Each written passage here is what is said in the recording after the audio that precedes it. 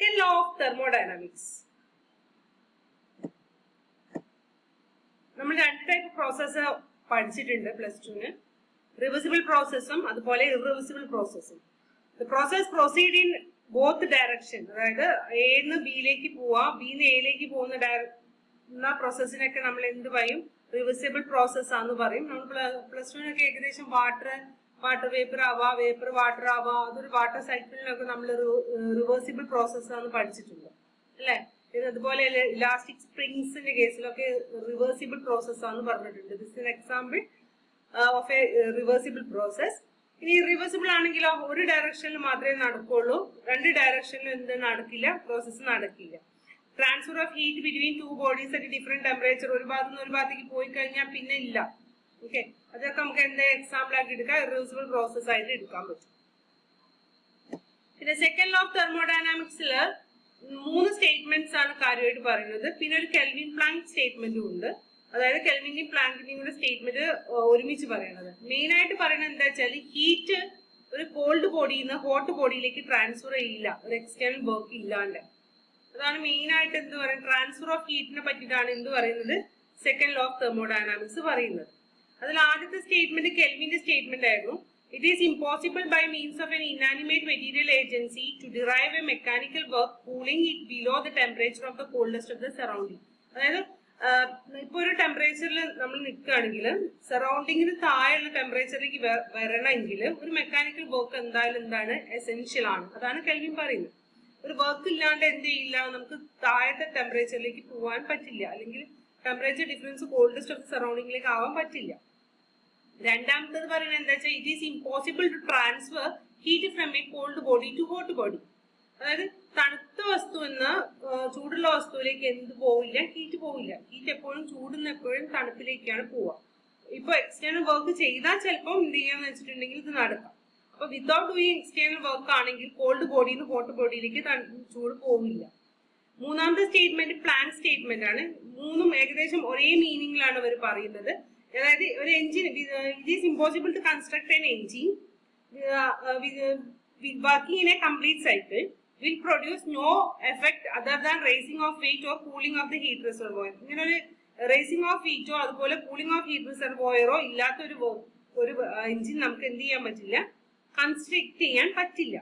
Okay, construct ചെയ്യാൻ പറ്റില്ല. അതായത് മൂന്ന് സ്റ്റേറ്റ്മെന്റ്സ് ആയിട്ടാണ് പറയുന്നത്. It is impossible to construct an engine working in a complete cycle will produce. എന്തായാലും അതെന്ത് ചെയ്യുന്ന വെച്ചിട്ടുണ്ടെങ്കിൽ ഒന്നുകിൽ അതിന്റെ വെയിറ്റ് റേസ് ചെയ്യും, അല്ലെങ്കിൽ cooling of the heat reservoir. അത് രണ്ടും ഇല്ലാത്തൊരു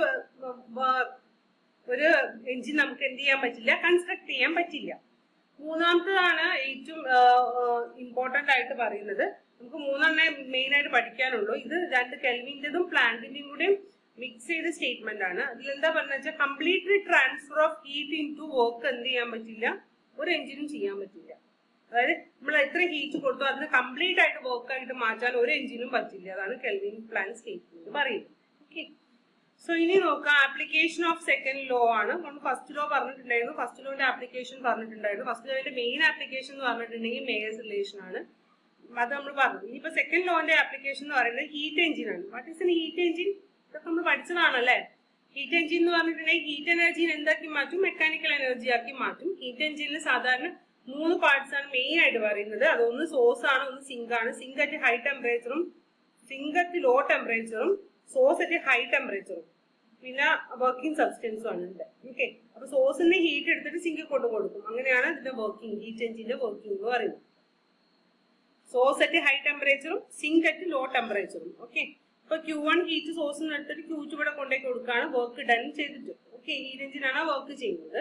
അപ്പൊ എഫിഷ്യൻസി എന്ന് പറഞ്ഞാൽ വർക്ക് ബൈ Q1, അതാണ് formula. Efficiency to find out the efficiency എന്ന് പറഞ്ഞിട്ടുണ്ടെങ്കിൽ W/Q1 ആണ്. അപ്പൊ W എന്ന് പറഞ്ഞാൽ വർക്ക് ഡൺ ആണല്ലോ. Q1 - Q2 എത്രമാത്രം ഹീറ്റ് ഉണ്ടോ അതിന് ട്രാൻസ്ഫർ ആയിട്ട് വർക്ക് ആയിട്ട് മാറ്റും. അപ്പൊ Q1 - Q2/Q1. 1 - Q2/Q1 is a formula to find out the efficiency of a heat engine. Heat എഞ്ചിന്റെ എഫിഷ്യൻസി കണ്ടുപിടിക്കാനുള്ള ഫോർമുലയാണ് ഇത്. ഇനി നമുക്ക് എഞ്ചിൻസിനെ പറ്റി കുറച്ച് നന്നായിട്ട് അറിയാൻ വേണ്ടിയിട്ട് നമ്മളൊരു ഐഡിയൽ എഞ്ചിൻ എടുക്കുകയാണ്. ഐഡിയൽ എഞ്ചിനാണ് കാർനോട്ട് എഞ്ചിൻ. കാർനോട്ട് എഞ്ചിന്റെ പ്രത്യേകത എന്താണെന്ന് വെച്ചിട്ടുണ്ടെങ്കിൽ അതൊരു ഇമാജിനറി എഞ്ചിനാണ്. 100% എഫിഷ്യന്റ് ആണെന്നാണ് പറയുന്നത്. അങ്ങനെ എഞ്ചിൻ നമുക്ക് കൺസ്ട്രക്ട് ചെയ്യാൻ പറ്റില്ല. നമ്മൾ പഠിക്കാൻ വേണ്ടി ഒരു ഐഡിയൽ എഞ്ചിൻ എടുത്തു എന്ന് മാത്രമേ ഉള്ളൂ കാർനോട്ട് എഞ്ചിൻ. ഇത് ഡിസൈൻ ചെയ്തത് കാർനോട്ട് സാജി കാർനോട്ട് ആണ്. 1824 ഡിസൈൻ ചെയ്തത്. ഇതിന്റെ എസെൻഷ്യൽ എന്ന് പറഞ്ഞാൽ എന്താണെന്ന് വെച്ചാൽ ഇതിൽ ഫ്രിക്ഷൻ ഇല്ല, ഇംപെർഫെക്ഷൻസ് ഇല്ല, ഒന്നുമില്ല. ഓക്കെ, ഇത് ഹൈ ഹീറ്റ് കണ്ടന്റ് സോഴ്സ് നിന്ന് എടുക്കും, പിന്നെ അൺയൂസ്ഡ് ആയിട്ട് ഹീറ്റ് എവിടെ കൊണ്ട് കൊടുക്കും, സിങ്ക് കൊണ്ട് കൊടുക്കും. പിന്നെ എല്ലാ സൈക്കിൾസും ഇതിൽ എന്താന്ന് പറഞ്ഞാൽ പെർഫെക്റ്റ്ലി റിവേഴ്സിബിൾ ആണെന്നാണ് പറയുന്നത്. Okay, it's an ideal engine, it's an imaginary engine. അപ്പൊ ഇതിൽ ഇതിന് ഇമ്പോർട്ടന്റ് ആയിട്ട് 4 പാർട്സ് ആണ് പറയുന്നത്. Source, sink, working substance, insulating stand. Insulating ആയിട്ട് സ്റ്റാൻഡിലാണ് ഇതെല്ലാം വെക്കുന്നത്. ഓക്കെ, വർക്കിംഗ് സബ്സ്റ്റൻസ് അതാ, ഗ്യാസ് ആണ് വർക്കിംഗ് സബ്സ്റ്റൻസ്, സിലിണ്ടറിൽ വെച്ചിട്ടുണ്ട്, പിസ്റ്റൺ അതാ. സോഴ്സ് ടെമ്പറേച്ചർ T1 ആണ്, സിങ്ക് ടെമ്പറേച്ചർ T2 ആണ്. ഇൻസുലേറ്റിംഗ് സ്റ്റാൻഡ് യൂസ് ചെയ്തിട്ടുണ്ട്. ഇൻസുലേറ്റിംഗ് സ്റ്റാൻഡ് യൂസ് ചെയ്യാൻ കാരണം എന്താ വെച്ചാൽ ഇതിൽ മെയിൻ ആയിട്ട് 4 പ്രോസസ്സാണ് നമ്മൾ പറയുന്നത്. ഇൻസുലേറ്റിംഗ് സ്റ്റാൻഡ് എന്ന് പറഞ്ഞാൽ അഡേബാരി പ്രോസസ് ഉണ്ട് ഇതിൽ 2 ഐസോതെർമൽ പ്രോസസ്സും ഉണ്ട്. സോ അഡേബാരി പ്രോസസ് ആവുമ്പോൾ ഹീറ്റ് എന്ത് ചെയ്യാൻ പാടില്ല, പുറത്തേക്ക് പോകാനോ അകത്തേക്ക് വരാനോ ഒന്നും പാടില്ല. അതുകൊണ്ടാണ് നമ്മൾ ഇൻസുലേറ്റിംഗ് ആയിട്ടുള്ള വാൾസ് യൂസ് ചെയ്യുന്നത്, സ്റ്റാൻഡ് യൂസ് ചെയ്യുന്നത്. ഓക്കെ, ഓപ്പറേഷനിൽ 4 പ്രോസസ്സാണ് മെയിൻ സൈക്കിളിൽ പറയുന്നത്. Isothermal expansion, adiabatic expansion, isothermal compression and adiabatic compression. Okay, A to B യിലെ ഐസോതെർമൽ എക്സ്പാൻഷൻ ആണ്, B to C യിലെ അഡേബാരിക് എക്സ്പാൻഷൻ, പിന്നെ മുകളിലേക്ക് പോയിട്ട് കംപ്രഷൻ ആണ് വരുന്നത്. ഐസോതെർമൽ കംപ്രഷനും അഡേബാരിക് കംപ്രഷനും PV ഡയഗ്രാമിൽ വരച്ചിട്ടുള്ളത്. ഇതാണ് എന്തെന്ന് പറയുന്നത് കാർനോട്ട് സൈക്കിളിന്റെ ഓപ്പറേഷൻസിൽ വരുന്നത്. ഇനി ഇതിൽ വർക്ക് ഡൺ കണ്ടുപിടിക്കാനുള്ള ഫോർമുല നമ്മൾ ഐസോതെർമലിൽ നമ്മൾ പഠിച്ചിട്ടുണ്ട്. വർക്ക് ഡൺ കണ്ടുപിടിക്കാനുള്ളത് അഡേബാറ്റിക്കിലും പഠിച്ചിട്ടുണ്ട്. അപ്പൊ നമ്മളത് എന്ത് ചെയ്യാം, സബ്സ്റ്റിറ്റ്യൂട്ട് ചെയ്യാം. അപ്പൊ ഇവിടെ നോക്കുക, വർക്ക് ഡൺ ഫസ്റ്റില് AB-യിലാണ്. വർക്ക് ഡൺ കണ്ടുപിടിക്കാൻ integral V1 to V2 PdV. അതായത് ഇവിടെ നോക്കാം, ഇവിടെ V1 ആണ്, V2 ആണ്, PdV അല്ലേ വർക്ക് ഡൺ കണ്ടുപിടിക്കാൻ. PdV ആണ് ഫോർമുല. ഓക്കെ, സോ ഇവിടെ എന്ത് വരുന്ന വെച്ചിട്ടുണ്ടെങ്കിൽ പിക്ക് പകരം ടെമ്പറേച്ചർ നോക്കുക, RT1 കൊടുക്കാന്ന് പറഞ്ഞിട്ടുണ്ട് അല്ലെ. ഇങ്ങനെ ഒരു ഫോർമുലയും കൂടെ ഉണ്ട്, RT1 log V2/V1. നമുക്ക് ഓൾറെഡി കിട്ടിയ ഫോർമുല. അപ്പൊ അവിടുത്തെ ടെമ്പറേച്ചർ കൊടുക്കുക, പിന്നെ V2 final temperature, initial temperature അത് കൊടുക്കുക. ഏരിയ അണ്ടർ ABGEA ആണ് എന്തെന്ന് പറയുന്നത് വർക്ക് ഡൺ എന്ന് പറയുന്നത്. വർക്ക് ഡൺ എന്തായിട്ട് മാറ്റും, ഹീറ്റ് ആയിട്ട് മാറ്റും. ഇനി എക്സ്പാൻഷൻ അഡേബാറ്റിക്കിൽ നമുക്ക് ഫോർമുല കിട്ടിയിട്ടുണ്ട് ഓൾറെഡി. V2 to V3 ആണ് നോക്കുക. വോളിയം ചേഞ്ച് എവിടെയാണ് വരുന്നത്, V3 ആണ് ഫൈനലി, V2 ആണ് ഇനീഷ്യൽ. അഡേബാറ്റിക്കിന്റെ ഫോർമുല നമ്മൾ ഓൾറെഡി ഒബ്റ്റെയിൻ ചെയ്തിട്ടുണ്ട്, അതിൽ സബ്സ്റ്റിറ്റ്യൂട്ട് ചെയ്യാം. PdV കൊടുത്തിട്ടുണ്ടെങ്കിൽ RT1 - T2/γ-1 വരും. ഓക്കെ, ഇനി അതേപോലെ തന്നെ നമ്മള് കംപ്രഷൻ നോക്കുക. കംപ്രഷൻ വരുമ്പോൾ നെഗറ്റീവ് വരും. കംപ്രഷന്റെ വർക്ക് നമ്മൾ നെഗറ്റീവ് ആയിട്ട് എടുക്കുക. എക്സ്പാൻഷൻ പോസിറ്റീവ് ആണെങ്കിൽ കംപ്രഷൻ നെഗറ്റീവ് ആയിട്ട് എടുക്കണം. അപ്പൊ അതിൽ നമ്മൾ നോക്കുക, അതിൽ വരുമ്പോൾ വോളിയം നോക്കുക, ഇനീഷ്യലും ഫൈനൽ വോളിയം T2 ആണ് ടെമ്പറേച്ചർ. അതിൽ സബ്സ്റ്റിറ്റ്യൂട്ട് ചെയ്യാം. സബ്സ്റ്റിറ്റ്യൂട്ട് ചെയ്യുമ്പോൾ -RT2 V3/V4 വരും. ഓക്കെ, ഇനി മറ്റേതിലോ DA നോക്കുക. DAയിലും അതുപോലെ ഇനീഷ്യലും ഫൈനൽ വോളിയം നോക്കുക. V4 ആണ്, V1 ആണ്. ടെമ്പറേച്ചർ എന്താണ്, ഇവിടെ T2 തന്നെയല്ലേ, ഇത് രണ്ടും ഇത് T1 T2, ഇവിടെ T1 ആണ് വരുന്നത്, ഇവിടെ T2 ആണ് വരുന്നത്. ഓക്കെ, അപ്പൊ ഇവിടെ എന്താ വരുന്നത് T1 - T2. നമുക്ക് രണ്ടും വേണമല്ലോ ടെമ്പറേച്ചർ, ഫൈനൽ ടെമ്പറേച്ചറും ഇനീഷ്യൽ ടെമ്പറേച്ചറും. അപ്പൊ ഇവിടെ T2 ആണ് ടെമ്പറേച്ചർ വരിക, ഇവിടെ T1 ആണ്. മുകളിൽ T1, താഴെ T2. ഓക്കെ, ടെമ്പറേച്ചർ ഡിഫറൻസ് മാത്രം മതി, നമ്മൾ ആ ഫോർമുലയും കൊടുത്തു. ഇനി ടോട്ടൽ വർക്ക് ഡൺ നമ്മൾ കണ്ടുപിടിക്കാൻ പോവാണ്. ടോട്ടൽ വർക്ക് ഡൺ കണ്ടുപിടിക്കുന്ന സമയത്ത് ഹീറ്റ് അബ്സോർബ്ഡ് Q1 - Q2 അതാണ് formula. Heat absorbed minus heat ഈ Q1 സോഴ്സ് എടുത്തത് സിങ്ക് മൈനസ് ചെയ്യുക. അപ്പൊ Q1 - Q2 ആണ് ഹീറ്റ് ടോട്ടൽ അബ്സോർബ്ഡ് ഉള്ള ഫോർമുല. അപ്പൊ വർക്ക് ഡൺ എന്ന് പറഞ്ഞിട്ടുണ്ടെങ്കിൽ W1 W+W2 മൊത്തം പ്ലസ് ചെയ്യാം. അതിൽ ഈ W2 എന്ന് പറഞ്ഞാൽ -W4 ആണ്. നോക്കാം, അഡാബാറ്റിക് ഫോർമുലേന്റെ അതായത് ഇവിടെ വരുന്നത് അഡാബാറ്റിക് ആണ്, ഈ ഡയറക്ഷനിലാണ് വരുന്നത്. അതുപോലെ ഇവിടെ വരുന്നത് ഈ ഡയറക്ഷനിലാണ്. അപ്പൊ ഇത് രണ്ടും എന്തായി പോകും, ക്യാൻസൽ ആയി പോകും. അഡാബാറ്റിക് ടേംസ് ഉണ്ടാവില്ല. ഓൺലി എന്തുണ്ടാവുള്ളൂ, ഐസോതെർമൽ ടേംസ് മാത്രമേ ഉണ്ടാവുള്ളൂ വർക്ക് ഡൺ കണ്ടുപിടിക്കുമ്പോൾ. അത് നമ്മൾ സബ്സ്റ്റിറ്റ്യൂട്ട് ചെയ്യാം. W1 + W3 മാത്രമേ വരുള്ളൂ. അപ്പൊ Q1 - Q2 എന്ന് പറഞ്ഞാൽ W1 + W3 ആണ് വരിക. അത് നമ്മളെ ഫോർമുല കൊടുക്കുക. അതായത് RT1 ln V2/V1 ആയിരുന്നു, മറ്റേത് RT2 ln V3/V4 ആയിരുന്നു. നോക്കുക, RT1 ln V2/V1 ആയിരുന്നു. ഇവിടെ വരുമ്പോ -RT2 ln V3/V4 ആയിരിക്കും. അപ്പൊ അത് സബ്സ്റ്റിറ്റ്യൂട്ട് ചെയ്യാം. അപ്പൊ അതവിടെ നമ്മൾ സബ്സ്റ്റിറ്റ്യൂട്ട് ചെയ്ത് കൊടുത്തു. ഓക്കെ, ഇനി നമുക്ക് അറിയേണ്ട എന്താ വെച്ചാല് ഈ V2/V1 is equal to V3/V4 ആണ് നമുക്ക് കിട്ടണം. അതിന് വേണ്ടി നമ്മൾ എന്ത് ചെയ്യുക, രണ്ട് അഡയാബാറ്റിക്സ് എടുക്കുക. അതായത് രണ്ട് അഡയാബാറ്റിക്സ് ഉണ്ടല്ലോ, ഈ ഒരു ഇതില് ഇവിടെ നോക്കുക, ഇവിടെ നിന്നുള്ള പോയിന്റും അതുപോലെ ഇവിടെ ഉള്ള പോയിന്റിലും നമ്മൾ T1 V1 raised to gamma എന്നുള്ള ഫോർമുല അല്ലേ, അത് അപ്ലൈ ചെയ്യാം. ഇവിടെയും ബിയിലും സിയിലും അതുപോലെ എയിലും ഡിയിലും സെയിം അഡയാബാറ്റിക്സിലാണല്ലോ ഇവർ രണ്ടാണ് നടക്കുന്നത്. അതിൽ അപ്ലൈ ചെയ്യാം. അപ്ലൈ ചെയ്യുന്ന സമയത്ത് എന്ത് കിട്ടും അറിയോ? അപ്ലൈ ചെയ്യുമ്പോൾ T1 V1 raised to gamma minus 1 is equal to T2 V4 raised to gamma minus 1 വരും.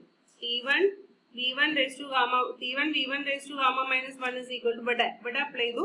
T1 V1 raised to gamma minus 1, T2 V4 raised to gamma minus 1 വന്നു. അപ്പൊ അത് നമുക്ക് T1/T2 ഒരു ഫോർമുല കിട്ടും, T2/T1 ഒരു formula കിട്ടും. അതായത് V1/V4 ഗാമ മൈനസ് 1 ഉള്ള ഫോർമുല കിട്ടും. ഇനി അതേപോലെ തന്നെ അഡയാബാറ്റിക് ബി സി എടുക്കുക. അപ്പൊ T1 V2 raised to gamma minus 1 ഇവിടെ നോക്കുക, ഒന്നുകൂടി നോക്കുക. T1 ഇവിടെ T1 ആണല്ലോ, T1 V2 raised to gamma minus 1 is equal to T2 V3 raised to gamma minus 1. Okay, രണ്ടോ ഈ പോയിന്റ് എടുക്കുക, ഈ പോയിന്റ് അതുപോലെ ഇവിടെ ഈ പോയിന്റ്. അപ്പൊ ഇതൊന്നും T2/T1 കിട്ടും, ഇതൊന്നും T2/T1 കിട്ടും. അത് നമ്മൾ എന്ത് ചെയ്യാം, കമ്പയർ ചെയ്യാം. അതിന് T2/T1 V1/V4 raised to gamma minus 1 വന്നു. അതുപോലെ ഇവിടെ T2/T1 V2/V3 raised to gamma minus 1 വന്നു. അപ്പൊ കമ്പയർ ചെയ്യുമ്പോൾ gamma minus 1 പോകും. V1/V4 is equal to V2/V3 കിട്ടും. അപ്പൊ V2/V1 എന്ന് പറഞ്ഞാൽ V3/V4 ആവും. അപ്പൊ നമ്മുടെ ഫോർമുലയില് ഇവിടെ രണ്ടും എന്തായിട്ട് മാറും, ലോഗലുള്ള ടേം രണ്ടും എന്തായിട്ട് മാറും, സെയിം ആയിട്ട് മാറും. രണ്ടും സെയിം ആയിട്ട് വരുമ്പോൾ കോമൺ ആയിട്ട് അത് പുറത്തേക്ക് എടുക്കാം. അപ്പൊ Q1 minus Q2 എന്ന് പറഞ്ഞാൽ R T1 minus T2 ln V2/V1. Okay, അത് കൊടുക്കാം. അത് നമ്മൾ സബ്സ്റ്റിറ്റ്യൂട്ട് ചെയ്തു. അപ്പൊ എഫിഷ്യൻസി കണ്ടുപിടിക്കാൻ എന്ത് ചെയ്താൽ മതി, Q1 minus Q2/Q1 ചെയ്താൽ മതി. അപ്പൊ എഫിഷ്യൻസിന്റെ ഫോർമുലയിൽ എന്ത് ചെയ്യാം, ഡയറക്റ്റ് ആയിട്ട് കൊടുക്കാം. R T1 minus T2 ln V2/V1. മറ്റത് Q1 മാത്രം കൊടുക്കുക. അപ്പൊ രണ്ടും ക്യാൻസൽ ചെയ്ത് പോകും. എഫിഷ്യൻസിയിൽ എന്ത് മാത്രമേ വരുള്ളൂ, ടെമ്പറേച്ചർ ഓഫ് സിങ്കും ടെമ്പറേച്ചർ ഓഫ് സോഴ്സും മാത്രമേ വരുള്ളൂ. അതാണ് ഏറ്റവും ഇമ്പോർട്ടന്റ്. കാർനോട്ട് എഞ്ചിന്റെ എഫിഷ്യൻസി കണ്ടുപിടിക്കുന്ന സമയത്ത് എഫിഷ്യൻസിന്റെ അവസാനത്തെ ഫോർമുലയില് ടെമ്പറേച്ചർ ഡിപെൻഡൻസ് മാത്രമേ ഉണ്ടാവുള്ളൂ. ഇപ്പൊ ടെമ്പറേച്ചർ ഓഫ് ദ സിങ്ക് 0 ആണെങ്കിൽ എന്താണ്, T2 0 ആയിപ്പോയി. അപ്പൊ മൊത്തം T 0 ആയിപ്പോയി, 100% efficiency. But it is not possible. So efficiency കണ്ടുപിടിക്കാൻ വെരി ഇമ്പോർട്ടന്റ് ആണ് കാർനോട്ട് സൈക്കിളിലെ പ്രോസസ്സും അതുപോലെ തന്നെ വർക്ക് ഡൺ നമ്മൾ ഓൾറെഡി കണ്ടതാണ്. അപ്പൊ നമ്മൾ അതിൽ V1 ഉം V2 ഒക്കെ ഒന്ന് ചേഞ്ച് ചെയ്തിട്ട് ആ വർക്ക് ഡണ്ണിന്റെ ഫോർമുലയിൽ ഒന്ന് മാറ്റി എഴുതിയാൽ മതി. വർക്ക് ഡണ്ണിന്റെ ഫോർമുല നമ്മൾ കണ്ടുപിടിച്ചത് വെക്കുക, ഒരു ഇനീഷ്യൽ ഫൈനലും വോളിയം കൊടുക്കുക, സബ്സ്റ്റിറ്റ്യൂട്ട് ചെയ്തൊന്ന് ചെയ്ത് നോക്കുക. ഓക്കെ.